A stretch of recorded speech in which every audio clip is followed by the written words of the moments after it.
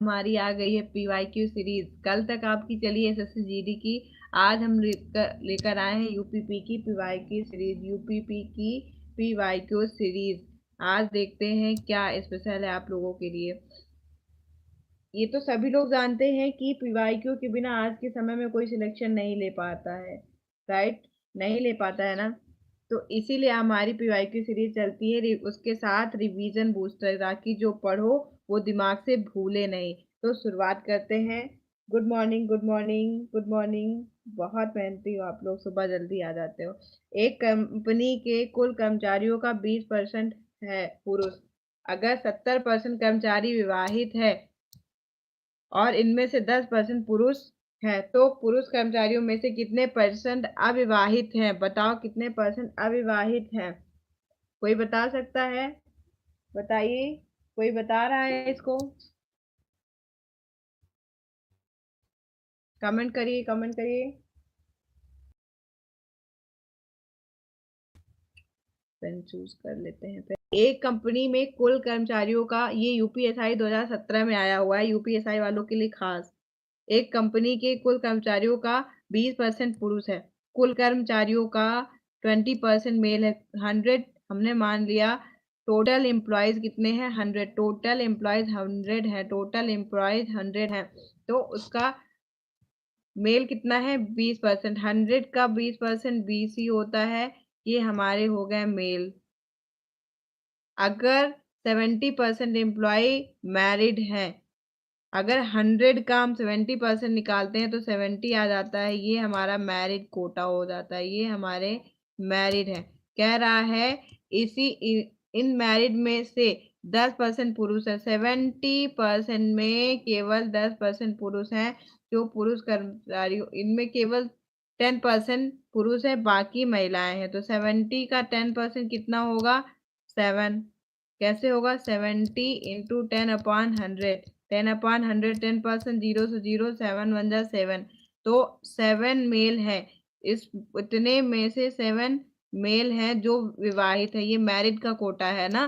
तो कह रहा है कितने प्रतिशत अविवाहित है, कितने परसेंट अनमैरिड है? बताइए कितने परसेंट अनमैरिड है। तो ये समझो कि टोटल इतने एम्प्लॉयज में केवल हमारे पास 20 एम्प्लॉय हैं जो मेल हैं, और उनमें से 7 मैरिड हैं। तो कह रहा अविवाहित की बताइए। तो कितने? 20 में से 7 तो विवाहित हो गए, तो कितने अविवाहित बचे? 13। किस में से? टोटल 20 में से। इनका परसेंटेज निकालना है। परसेंटेज लगाना हो तो हम 100 का गुणा करते हैं, और परसेंटेज अगर हटाना हो तो 100 का भाग करते हैं। ये याद रख लीजिए, ठीक है। तो ये आपसे ये कटा, 2 पंजा 10, 13 पच्चे 65। आपका आंसर आ गया 65%। 65%। हम लोग पीवाईक्यू ही ला रहे हैं, और उसके बाद सबसे लास्ट में होता है रिवॉर्ड। कैश रिवॉर्ड जीतो। हफ्ते का एक टॉपर निकालते हैं, उसके बाद भी और महा रिवीजन होता है, जो पढ़ो और दिमाग में बिठाल के रखो। 99% बच्चा इन चीजों को अवॉइड करता है, पर आप मत करिएगा। आप हमारे साथ जुड़े हैं तो आप सिलेक्शन ले जाइएगा।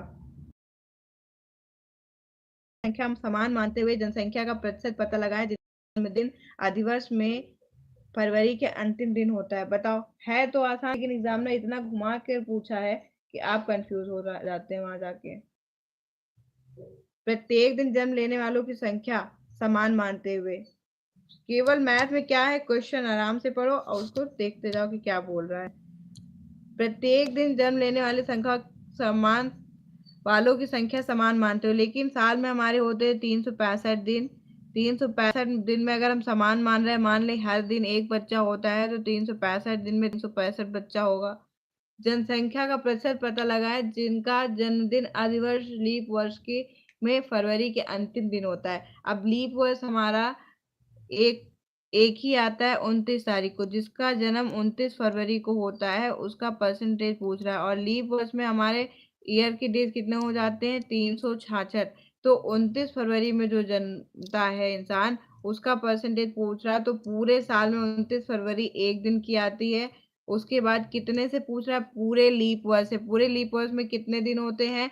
366 इंटू 100। आप लोग को परसेंटेज का पता नहीं है, पता है कि नहीं ये तो हमने कई बार बताया है कि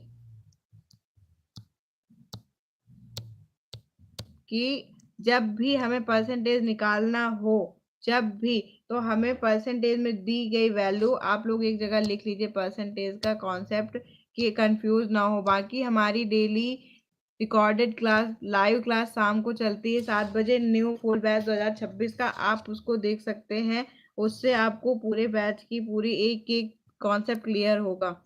देखिए, अगर हम किसी चीज का परसेंटेज निकाल रहे हैं तो हमारा दी गई संख्या हो, अगर यह परसेंटेज में अगर ज्यादा अधिक पूछा हो तो कंपैरिजन पूछते हैं, अपॉन टोटल टोटल संख्या इंटू 100, ये हमेशा याद रखिए। तो हमारी दी गई संख्या 1 है, क्योंकि 366 दिन में केवल एक ही दिन आता है जो 29 फरवरी का आता है, और पूरे साल में 366 दिन होते हैं। अब बताओ भाई साहब, ये सोचो जिसका जन्मदिन 29 फरवरी को होता होगा, वो बेचारा 4 साल रसगुल्ले खाने को तरसता है ना, केक खाने को तरसता है, मेरा बर्थडे कब आएगा, बर्थडे कब आएगा।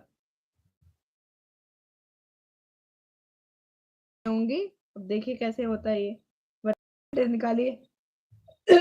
सॉरी, निकालिए निकालिए। अब डायरेक्ट आप, या 4 बार देखते हैं, 6 चौको 24, 6 चौको 24, 25, 26, 4 3 12 13 14। हाँ, आपका ये 4 बार जा रहा है, आपका ऑप्शन ए एलिमिनेट हो गया। समझ में आया? थोड़ा सा अगर कोई कंफ्यूज हो गया तो वहीं पे रह जाता है सवाल, और आपको कंफ्यूज नहीं होना है।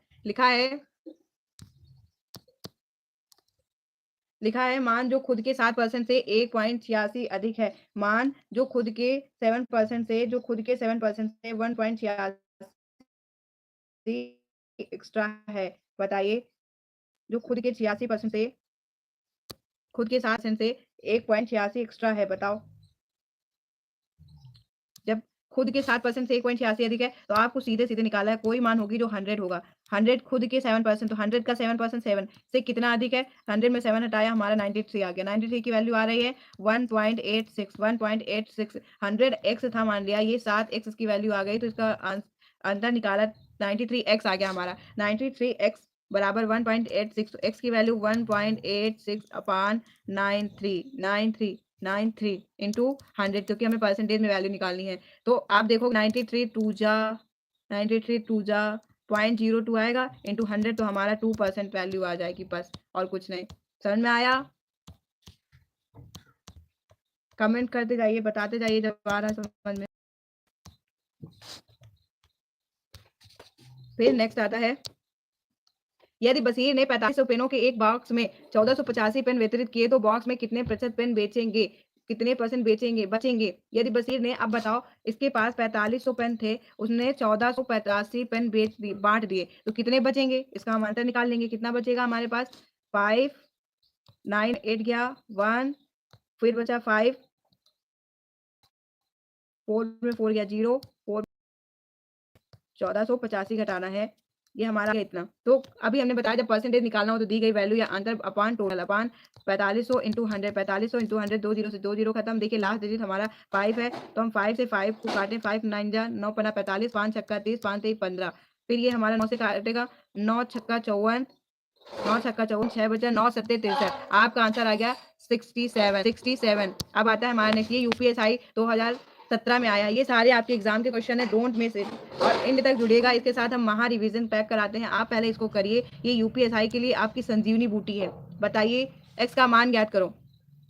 एक्स का 25% 2500 के, 20% के, 30% के, 15% के बराबर है, तो एक्स का मान, तो हम इनको यूनिट डिजिट से सबसे अच्छा हल कर सकते हैं, डिजिटल सम से हल कर सकते हैं। एक्स की वैल्यू निकालना है, पहले इसको लिख लो। एक्स का 25% बराबर क्या है, 25,000 के मतलब गुड़ा 20% इंटू के मतलब मल्टीप्लाई 30 अपान 100 इंटू के मतलब 15 अपान 100, के मतलब 15 अपान 100। तो आपका ये 0 से 0 खत्म। फिर इसको एक्स की वैल्यू निकालनी है, डायरेक्ट निकालो यहाँ से, 0 से 0, 0 से ये 0 गया, 0 से ये 0 गया, अब बचा 25, 25 से 25 भी खत्म, 25 बन जाए 25, ये 10 बचा आपका, 10 दो दो तिहाई 6, 6 दम 60, 60 15 छक्का 90, आपका आ गया 900, 900 आ गया। आप कह दो ये 25 25 कैसे से कटा, अगर इक्वल के इस पास दो संख्या मल्टीप्लाई में है तो वो कट जाती हैं, वो मल्टीप्लाई की संख्याएं कट जाती हैं। नहीं अगर आ रहा है तो ऐसे हम इसको एक्स अगर निकालेंगे तो हमारा ये 2500 into 20/100 into 30/100 into 15/100 equal to ये 25/100 है, तो इधर आके 100/25 हो जाता है। बस यहाँ से 100 से 100 कटा, 25 से 25 एक कम 25, 0 से ये 0 खत्म, ये 2 0 से ये 0 खत्म, 3 दूना 6, 15 छक्का 90, 3 दूना 6, 15 छक्का 90, और आपका ये 25,000 था, एक 0 ये हो गया आपका आंसर 900, 900 15 छक्का 90, आंसर आपका 900। अब आते हैं नेक्स्ट क्वेश्चन पे। यूपीएसआई का ये अब ये ऐसे ऐसे सवाल हैं जिनमें पेन भी उठाने की जरूरत नहीं। अब ये डायरेक्ट पूछ रहा है इसके के का की लिखा है, ऑफ ऑफ लगा है। ऑफ का मतलब होता है मल्टीप्लाई, मल्टीप्लाई करना है तो हमें डिजिटल सम देखना है। डिजिटल सम क्या होता है, जिनका योग हमारा 9 बन जाए उसका काम खत्म करते जाओ। 7 3 10, 10 9 19, 9 19 9 1 1 10 1 आ जाएगा इसका। 9 खत्म, 7 4 11 1 1 2, इसका डिजिटल सम 2 बना। 7 1 8, 9 से कोई मतलब नहीं, ये 8 बना इसका। 7 2 9 और ये 9, इसका डिजिटल सम 9 या 0 मानते हैं, 9 या 0 मानते हैं। तो हमारा उसी तरीके हम देख लेते हैं लल्लू लालो। देखो डायरेक्ट जाओ, आप देखो इनका डिजिटल सम देखो 4 5 9, जब 9 हो और हमारा का की के मल्टीप्लाई में लिखा हो, सब चीज मल्टीप्लाई में लिखा हो, 9 से किसी चीज का गुणा होता है डिजिटल सम में तो उसकी वैल्यू 9 ही आती है। आप कह दो कैसे मैम, आप देखो ये कॉन्सेप्ट क्लियर करते हैं कि डिजिटल सम में अगर 9 से गुणा होता है तो 9 क्यों आता है। आइए देखते हैं, अगर हमारा लिखा है 36, इसका क्या होता है 9 चौके 36, अगर हम लिख दे 9 गुणे 15, 15 नहीं 120, 15 नहीं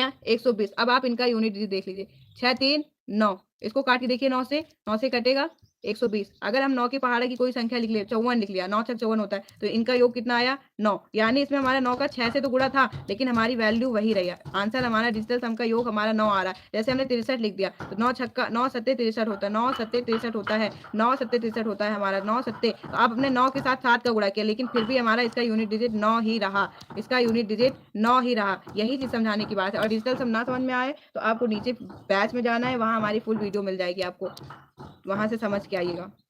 फिर लिखा है एक टीवी की अंकित कीमत 24,500 है, यदि इसका सेलिंग प्राइस 20,098 है तो छूट प्रतिशत ज्ञात। 4 डिफरेंस निकाल लीजिए, 4 4410 रुपए की आपको छूट मिली। अब हमें परसेंट निकालना है तो परसेंट में हमें अपान में टोटल वैल्यू लिखनी होती है जिससे कंपैरिजन करते हैं इनटू 100, 100 से 100 गया। अब आप इससे काट लीजिए, 5 से 5 चौको 20, 5 नहीं और 45, 5 चौक अट्ठे 40, 4 आया, 5 अट्ठे 40, 5 दूना 10, ये हमारा 49 कटेगा। 7 से इसको देख लीजिए, 7 एकम 7, 7 एकम 7, 7 दूना 14, 4 हाँ ये कट जाएगा। 7 से 7 एकम 7, 7 एकम 7, 7 दूना 14, 7 छंग 42, फिर ये 7 से कटेगा, 7 से कटेगा, 7 एकम 7, 7 दूना 14, 3 बचा, 7 पना